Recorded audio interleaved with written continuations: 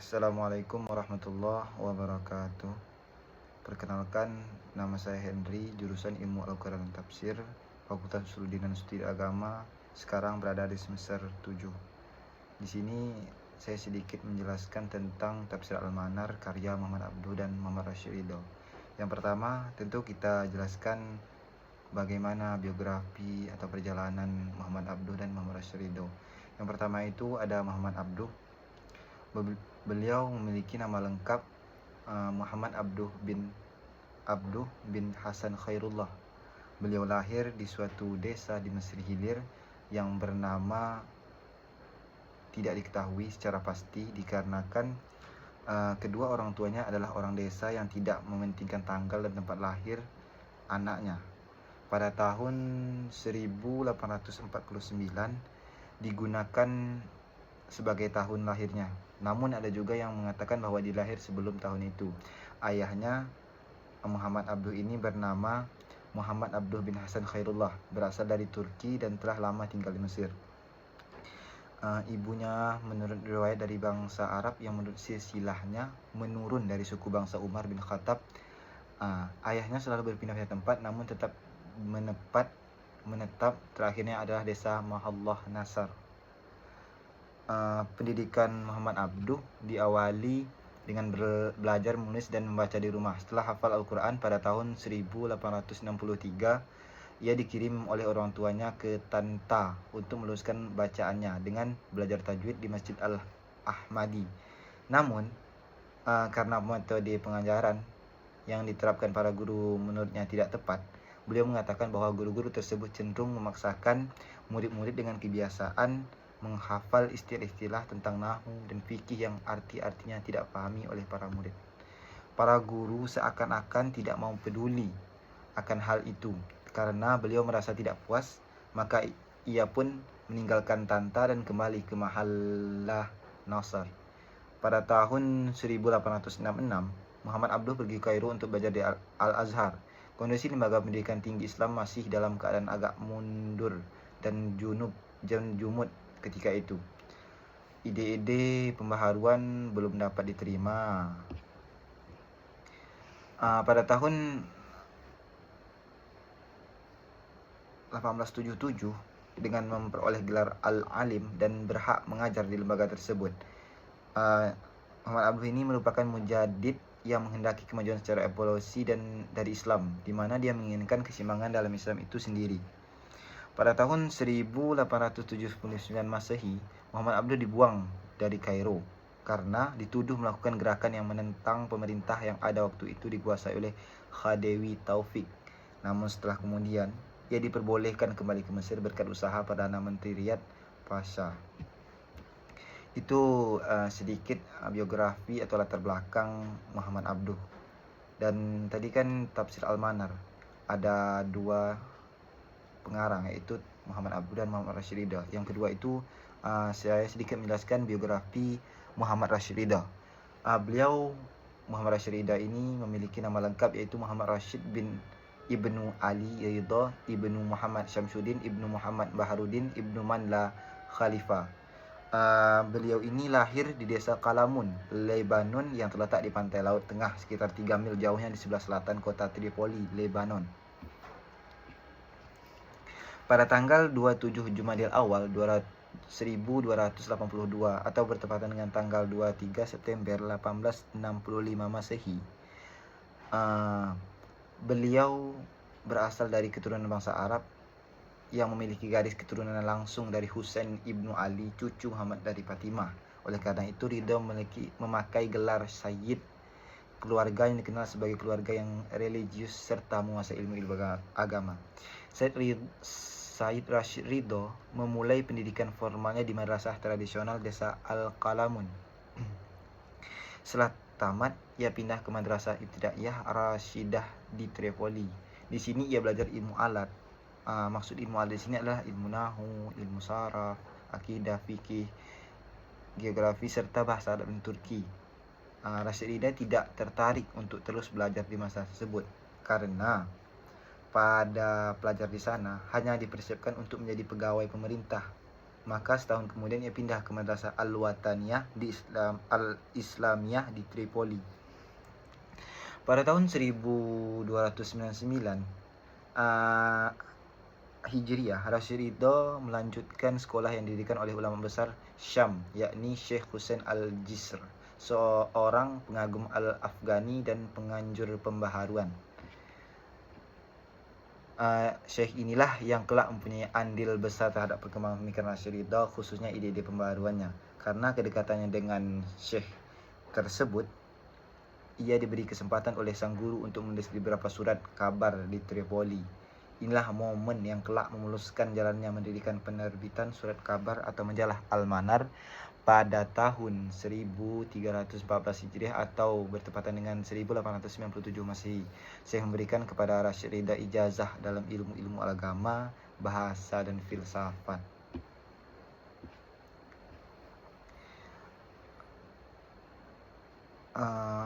Rashid Ridho ini bukan hanya sekedar belajar dengan Syekh Husain Al-Jisr.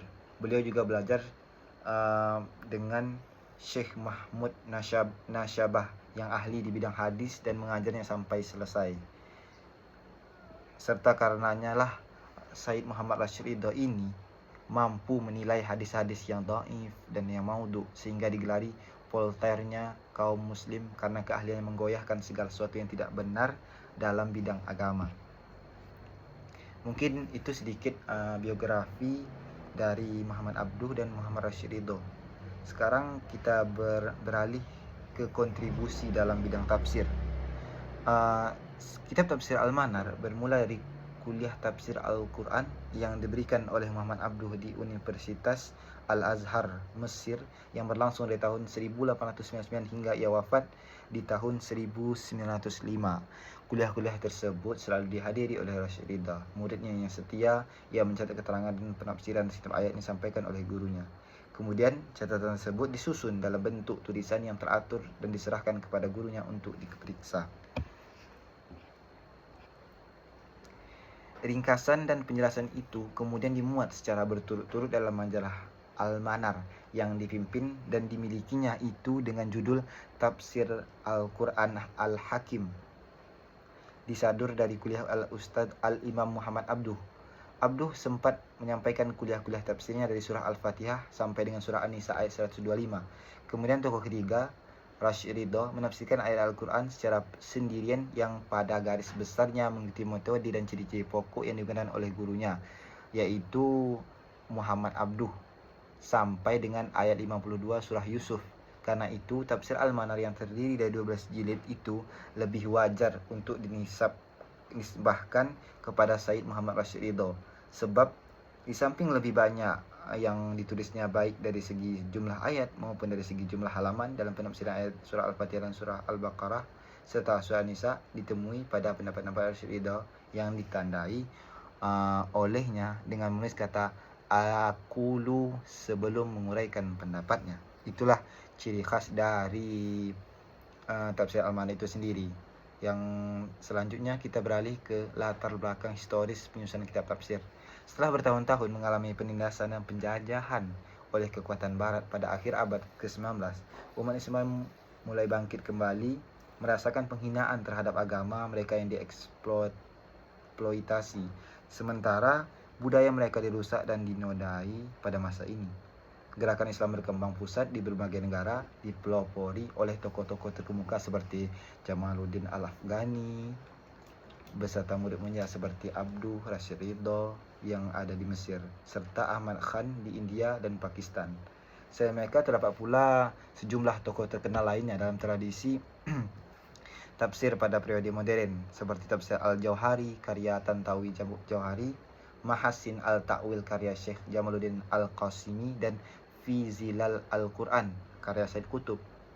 Dan masih banyak lagi lainnya yang memberikan kontribusi terhadap perkembangan pemikiran Islam. Modernisasi Islam di Mesir yang dipimpin oleh Jamaluddin Al-Afghani, Syekh Muhammad Abduh, dan Muhammad Rashid Ridho memberikan dampak signifikan terhadap penafsiran Al-Quran. Syekh Muhammad Abduh dan Muhammad Rashid Ridho sebagai dua tokoh yang sentral menghasilkan tafsir Al-Quran dengan nama tafsir Al-Quran Al-Hakim yang lebih akrab disebut dengan tafsir Al-Manar. Mungkin itulah latar belakang terbentuknya tafsir-tafsir ini. Dan selanjutnya itu ada ciri khas dan metode dalam corak penafsiran Al-Manar itu tersebut. Ada dua landasan pokok yang menyangkut pemahaman atau penafsiran Muhammad Abduh terhadap ayat Al-Quran, yaitu peranan akal dan peranan kondisi sosial. Jadi Muhammad Abduh ini menyatakan bahwa ada masalah keagamaan yang tidak dapat diyakini kecuali melalui pembuktian logika. Sementara itu ada pula ajaran agama yang sulit dipahami dengan akal tetapi tidak bertentangan dengan akal.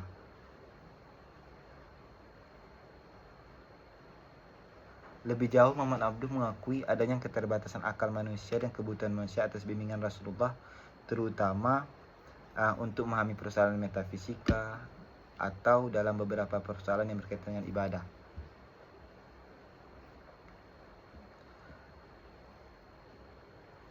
Mungkin dari segi corak penafsiran dari tafsir Al-Manar ini adalah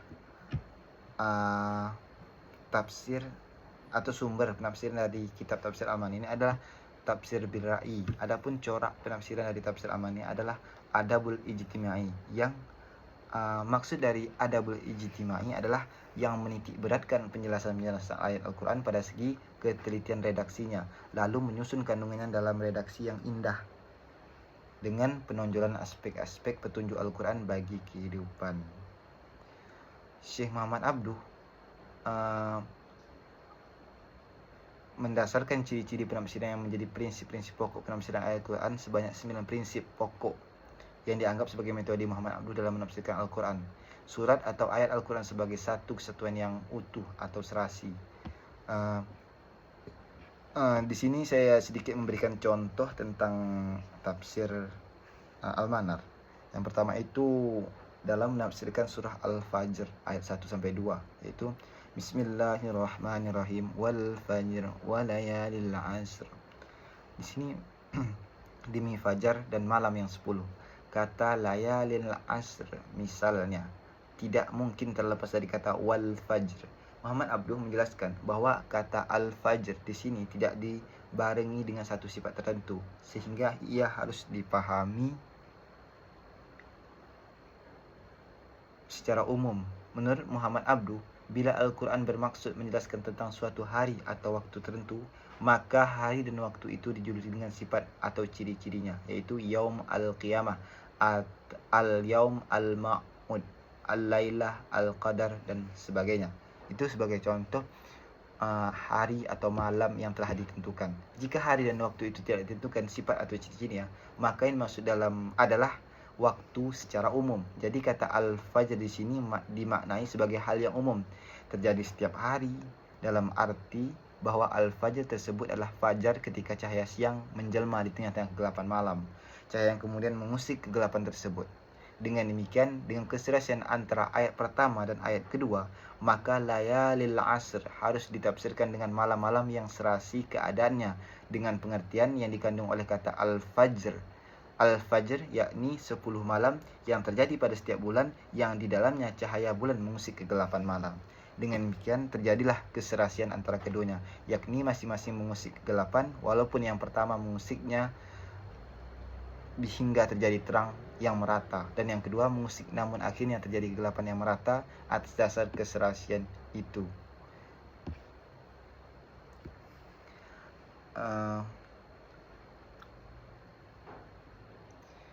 Yang kedua itu ada ayat Al-Quran bersifat umum dan universal. Ketiga, Al-Quran adalah sumber primer akidah dan syariat.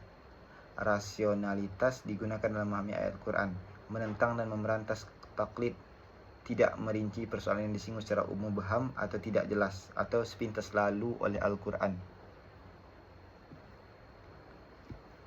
Bersikap kritis terhadap hadis-hadis Nabi, bersikap kritis terhadap pendapat-pendapat sahabat dan mulai Israiliyat. Yang terakhir itu mengaitkan penafsiran Al-Quran dengan kehidupan sosial. Itulah 9 prinsip pokok yang dianggap sebagai metode dalam menafsirkan Al-Quran di tafsir Al-Manar ini.